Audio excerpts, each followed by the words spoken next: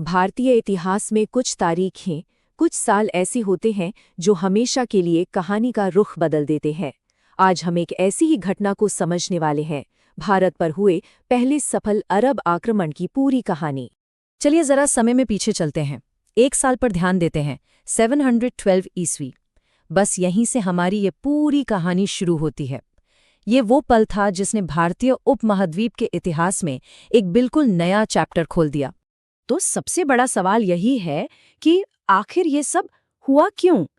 क्या वजहें थीं जिनकी वजह से भारत पर पहला कामयाब अरब हमला हुआ? आइए इन्हीं सवालों के जवाब एक एक करके ढूंढते हैं। इस पूरी घटना को ठीक से समझने के लिए हमें उस जमाने की दुनिया में झांकना होगा। ये 8वीं सदी की बात है। मध्यकालीन भारत की बस शुरुआत ही हो रही थी और दुनिया भर में नए नए साम्राज्य बन रहे थे, बिगड़ रहे थे। इस कहानी की शुरुआत होती है एक हुक्म से, और ये हुक्म आया था अरब खलीफा अल वाजीद की तरफ से। उसी ने अपनी सेना को सिंध की तरफ बढ़ने का आदेश दिया था। मतलब इस पूरी मुहिम के पीछे जो सबसे बड़ी ताकत थी वो खलीफा की ही थी। तो अब आते हैं उस मुख्य घटना पर, जिसे भारत पर पहला सफल अरब आक्रमण कहा जाता है। देखिए, कोशिशें तो इससे पहले भी हुई थी, पर वो नाकाम रहीं। लेकिन ये वो आक्रमण था जिसने आखिरकार इतिहास की धारा को ही मोड़कर रख दिया।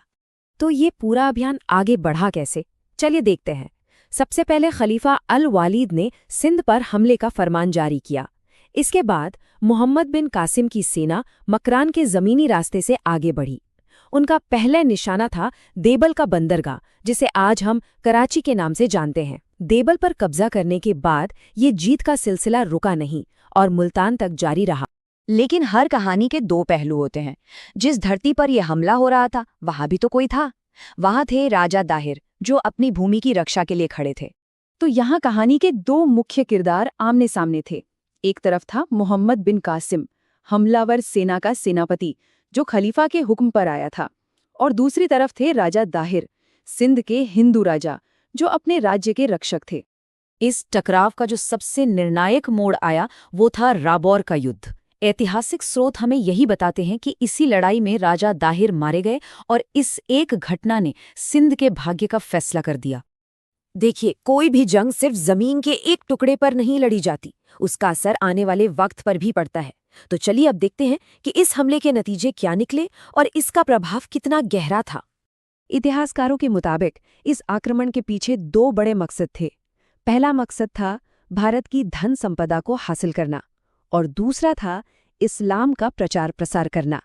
कह सकते हैं कि यही 2 वजहें इस पूरे अभियान की नींव थीं।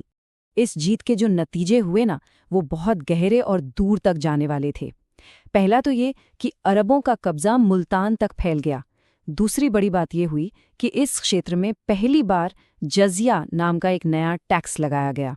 और शायद सबसे ज़रूरी, इसका भारतीय संस्कृति पर एक बहुत बड़ा और स्थायी असर पड़ा। तो ये जजिया आखिर था क्या? आसान भाषा में कहें तो ये एक धार्मिक कर था। सिंध पर जीत के बाद ये वहाँ की गैर मुस्लिम प्रजा पर लगाया गया था। उस इलाके के लिए ये एक बिल्कुल ही नई व्यवस्था थी। अच्छा, अब एक सवाल ये भी उठता है कि हमें ये सब पता कैसे चला? आखिर इतनी पुरानी बातें हैं। तो देखिए, इतिहास की जानकारी हमेशा हमें स्रोतों से मिलती है। चलिए देखते हैं कि इस घटना के मुख्य सोर्स क्या हैं।